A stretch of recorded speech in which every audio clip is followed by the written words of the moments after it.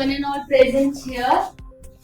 Today we will start with new topic, that is periodicity. पिछले दिन मैंने आपको periodic table के बारे में बताया था कि लेफ्ट टू राइट क्या चीज आती है, डाउन टू लेफ्ट क्या आता है, ठीक है। और अल्कली मेटल्स क्या होती है, alkaline earth metal S block में आती है, जो पी ब्लॉक के बारे में बताया था, D block and F block को हमने bottom of the periodic table में रखा है, इसलिए क्योंकि ये बहुत लंबा हो जाता है इसलिए, ठीक है। तो आज हमें स्टार्ट करना है पीरियोडिसिटी। अब यहाँ पर लिखा है पीरियोडिसिटी के बारे में, the reoccurrence of similar properties of the elements after a certain definite interval when the elements arranged in the order of increasing atomic number in the periodic table।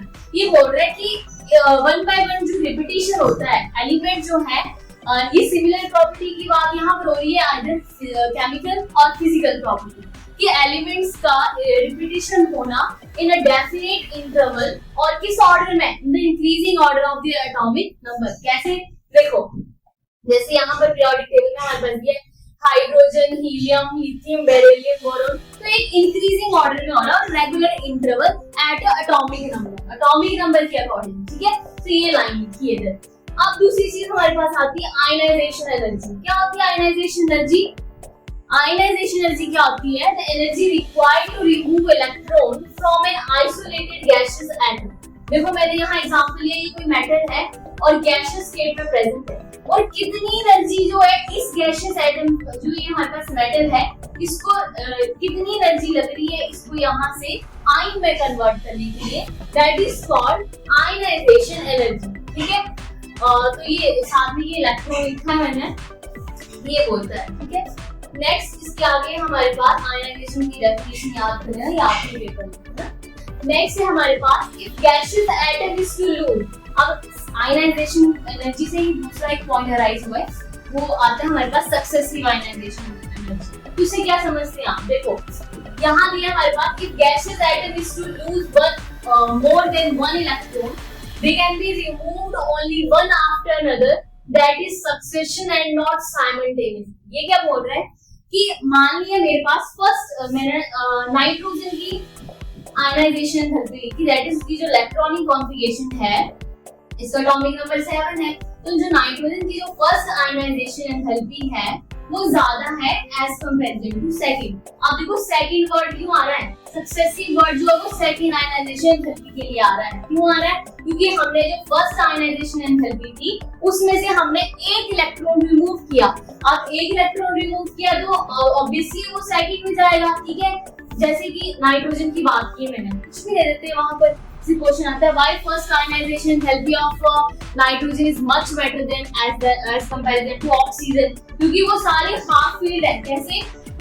1s2 2s2 and 2p3 3 4 5 6 7, तो 7 क्या आ गया? Atomic number nitrogen का। और ये p orbital कैसा field है, सारा जो है वो इनकम्प्लीटली फील्ड है, मींस हाफ फील्ड है, ये पूरा हाफ फील्ड है। तो हाफ फील्ड है तो वो मोर स्टेबल है as comparison to incompletely filled, है ना। तो इसलिए जो सेकंड फर्स्ट आयनाइजेशन एनर्जी है वो नाइट्रोजन की ज्यादा है as comparison to another one, ठीक है। और मान लिया मैंने एक इलेक्ट्रॉन रिमूव कर दिया इधर से, ठीक है, तो वो सेकंड में चला जाएगा। अब जो सेकंड आयनाइजेशन एनर्जी है नाइट्रोजन की वो लेस देन हो जाएगी एज कंपैरिजन टू फर्स्ट, क्योंकि देखो एक इलेक्ट्रॉन रिमूव हो गया, यहाँ से चला गया, तो दो ही बचे ना, तो ये तो हाफ को भी नहीं बता रहा है ना तो इनकम्प्लीटली को बता रहा है, तो ये इसका ऐसे रीजन ये करना आपने इसमें, ठीक है। तो यही बताया इधर कि जो सक्सेसिव आयनाइजेशन एनर्जी, जब हम एक इलेक्ट्रॉन को रिमूव करते हैं तो उसको सक्सेसिव वर्ड मींस दूसरी आयनाइजेशन एनर्जी बोलते हैं। अगला है हमारे पास टॉपिक स्क्रीनिंग इफेक्ट। क्या? स्क्रीनिंग इफेक्ट, और इसी का दूसरा नाम है शील्डिंग इफेक्ट, ठीक है। आप देखो इसका डेफिनेशन देखो पहले, in a multi electron atom valence shell electron experience less attractive force due to repulsion between inner shell electron and valence electron। देखो डेफिनेशन को समझ के आती है, देखो ये है मेरे पास न्यूक्लियस, क्या? न्यूक्लियस, और ये न्यूक्लियस के बाहर वाले वैलेंस इलेक्ट्रॉन, ये, ठीक है। अब ये न्यूक्लियस है हमारे पास और ये इलेक्ट्रॉन प्रेजेंट सारे, ऐसे लिखनी है उनको,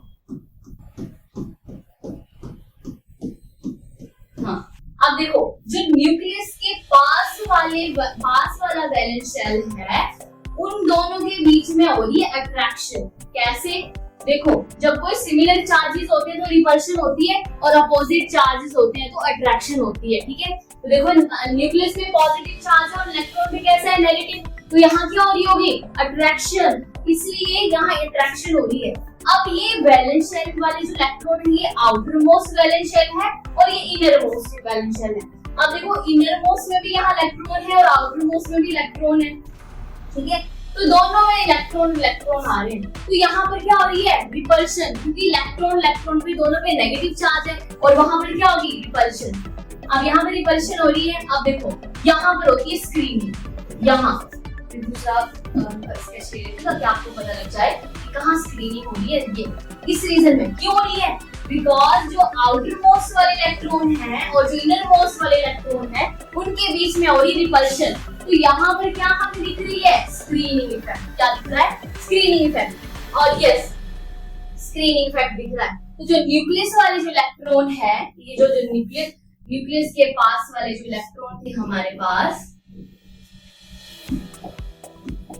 और जो ये आउटर मोस्ट वाले इलेक्ट्रॉन थे, ये क्वेश्चन अराइज होता है कि न्यूक्लियस पे पॉजिटिव चार्ज है, ये इलेक्ट्रॉन यहाँ रिफ्रैक्शन हो रही है, यहाँ पर भी रिपल्शन हो रही है, यहाँ पर भी रिपल्शन हो रही है। अब देखो सबसे ज्यादा रिपल्शन स्क्रीनिंग इफेक्ट किसमें हो रही है, एस ब्लॉक में। क्यों, देखो न्यूक्लियस का भी जो इसकी शेप है वो स्फेरिकल है और जो एस ऑर्बिटल होता है उसकी भी स्फेरिकल होती है और वो दोनों सेम है एज इट इज। तो उनमें इतनी अट्रैक्शन है कि वो दूर दूर नहीं हो रहे हैं। ठीक है, इसलिए यहाँ पर सबसे ज्यादा स्क्रीनिंग होगी। और ये जो डिक्रीजिंग ऑर्डर में लिखा है, जब डिक्रीजिंग ऑर्डर में लिखते हैं तो सबसे पहले ग्रेटर देन का साइन लेते हैं, मतलब कि घटते क्रम में तो सबसे पहले बड़ी वाली वैल्यू लेते हैं। ठीक है, तो इसका सीक्वेंस है, आपने इसको याद कर लेना। और ये पेपर में आता है ये क्वेश्चन ना, मार्क कर लेना, 1-2 नंबर की रेक्टिफिकेशन आती है। नेक्स्ट है हमारे पास what are the factors that affecting ionization energy. अब क्या क्या फैक्टर है जो आयनाइजेशन एनर्जी या एंथैल्पी को अफेक्ट करते हैं। The first one is size of the atom. इसी में कंफ्यूजन होती है। देखो ये पीरियोडिक टेबल है मान लिया, ठीक है, ये लेफ्ट टू राइट बात हो रही है और ये डाउन टू ग्रुप बात हो रही है। ठीक है, तो आपको पता होना चाहिए कि लेफ्ट टू राइट कौन सी चीज इंक्रीज हो रही है, डाउन टू ग्रुप कौन सी इंक्रीज हो रही है। तो सबसे पहले जो साइज ऑफ एटम है वो डाउन टू ग्रुप जो होता है वो इंक्रीज होता है। ठीक है, और ये मैंने यहाँ लिखा ionisation energy is inversely proportional to size of atom. Means कि जो आयनाइजेशन एनर्जी है वो इनवर्सली प्रोपोर्शनल है साइज ऑफ द एटम। ठीक है, या तो स्क्रीनिंग इफेक्ट हो सकते हैं। ठीक है, इसलिए तो इनवर्सली का मतलब क्या होगा, अगर एक चीज बढ़ रही है तो जो उसकी जो साथ वाली है वो डिक्रीज हो रही होगी, क्योंकि इनवर्स वर्ड आ रहा है इसलिए। और ये साइन इसको 1 अपॉन करके ऐसे लिखते हैं। ठीक है, अगर size down the group size increase हो रहा है तो लेफ्ट टू राइट जाने पे आयनाइजेशन क्या होगी, सॉरी डिक्रीज होगी। क्या होगी, डिक्रीज होगी। ठीक है, इनवर्स में आ रही है इसलिए। अगला बोल रहा है हमारे पास देखिए लिखा ionisation energy decrease down the group due to increase in size of the atom and screening effect भी इंक्रीज हो रहा है डाउन द ग्रुप। ठीक है, ये क्योंकि डाउन साइड ग्रुप साइज बढ़ रहा है तो ऑब्वियस है ना कि आयनाइजेशन एनर्जी डिक्रीज होगी क्योंकि वो इनवर्सली प्रोपोर्शनल है ना। तो ये वाला जो पॉइंट है वो क्लियर हो गया। नेक्स्ट है न्यूक्लियर एनर्जी। अब यहाँ डायरेक्टली प्रोपोर्शनल का साइन इट मींस अगर न्यूक्लियर चार्ज बढ़ रहा होगा तो आयनाइजेशन एनर्जी भी बढ़ रही होगी, क्योंकि डायरेक्टली का ये मतलब होता है। And the third one is screening effect, कि जो आयनाइजेशन एनर्जी है वो स्क्रीनिंग इफेक्ट से इनवर्सली प्रोपोर्शनल है। मींस अगर साइज बढ़ेगा तो स्क्रीनिंग इफेक्ट भी बढ़ेगा और आयनाइजेशन एनर्जी डिक्रीज हो जाएगी। ठीक है, और and last one most important, इस पे क्वेश्चन आता है कि completely filled and half filled orbital are being more stable as comparison to another one. ठीक है, तो आपको ये जो मैंने फर्स्ट आयनाइजेशन थेरेपी का बताया था कि नाइट्रोजन की ज्यादा होती है, तो वो वाला केस इधर वैलिड हो रहा है। ठीक है, यस। तो आज हमने देखा